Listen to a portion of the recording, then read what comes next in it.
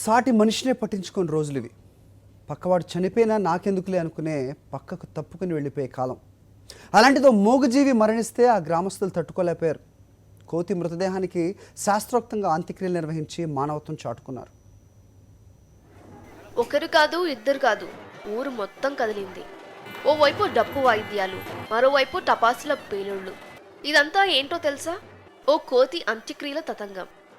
మెదక్ జిల్లా గాజిరెడ్డిపల్లెలో ఓ కోతి అనారోగ్యంతో మృతి చెందింది. దీంతో ఆ కోతికి హిందూ సాంప్రదాయం ప్రకారం అంత్యక్రియలు నిర్వహించారు గ్రామస్తులు.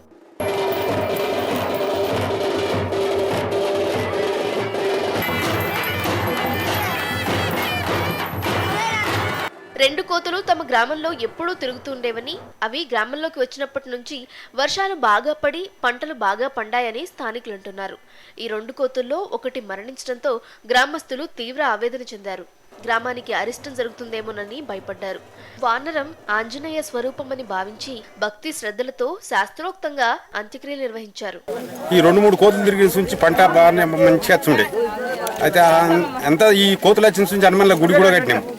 గుడి కట్టిన తర్వాత ఈ 2-3 కోతులు మంచిది ఈ నీళ్ళు అందకనా మరి ఏమిదా ఇది, దానికి ఏం బీమారు వచ్చిందో రాత్రి తెల్లారే వరకల్లా చచ్చిపోయింది. దానివల్ల మాకు బాధాకరం అనిపించి ఊరందరం లివాడి దాని సావసందాలను చేసి మంచి సంతోషంగా పొందబెడదామని ఆలోచించాం.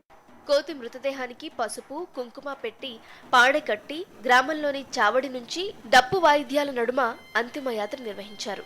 చిల్లర డబ్బులు కూడా వెదజల్లారు. గ్రామ శివారులో గొయ్యి తీసి అందులో కోతిని ఉంచి రామస్మరణ చేస్తూ గోతి చుట్టూ ప్రదక్షిణలు చేశారు. ఆ తర్వాత కోతిని పూడ్చిపెట్టారు. ఇది కోతి కాబట్టి, వానరుడు కాబట్టి, ఇది హనుమంతుడు సమానం కాబట్టి హనుమంతుడు కోపగించుకోకుండా వానరాన్ని మా ఊరు గ్రామము పంట ధనధాన్యం ఆరోగ్యంగా అందరూ ఉండాలని చెప్పేసి ఏ అదిష్టం రాకుండా ఉండడానికి ఈ వానరాన్ని సమాధి చేయడానికి గ్రామస్తులంతా కోరుకున్నాము. ఇలా కోతికి అంత్యక్రియలు నిర్వహించడం వల్ల దాని ఆత్మకు శాంతి కలిగి గ్రామానికి శుభం కలుగుతుందని గ్రామస్తులు భావిస్తున్నారు. సాక్షి న్యూస్, మెదక్ జిల్లా. జయ జయ రామ జానకి రా.